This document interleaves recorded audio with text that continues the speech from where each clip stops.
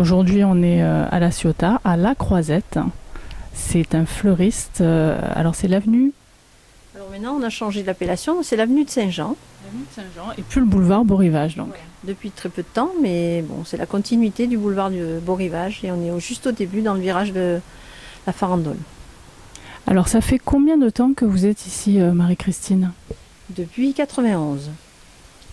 Et alors maintenant, vous transmettez votre savoir-faire, vous êtes maître d'apprentissage.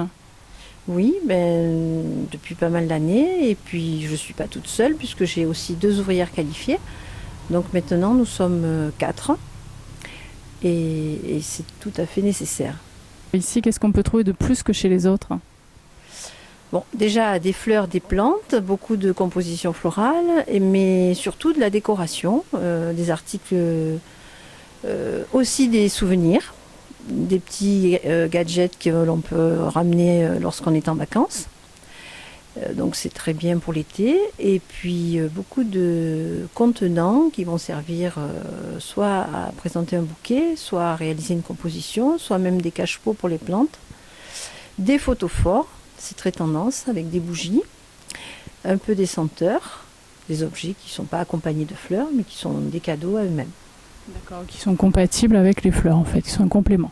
Disons que c'est une vente complémentaire. Les gens rentrent pour des fleurs et découvrent des cadeaux qui seront l'occasion pour un anniversaire ou un mariage. Alors il y a des tendances dans la mode, des tendances de couleurs, et alors chez les fleuristes également.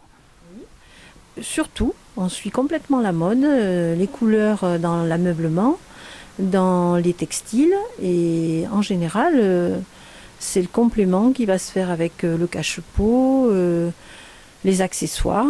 Donc beaucoup de choses dans les couleurs parme, dans les couleurs taupe, comme on peut trouver dans les intérieurs en décoration d'ameublement. Donc là, c'est la tendance actuelle. Oui, beaucoup de taupe, et puis dans les intérieurs très modernes, du noir et du blanc.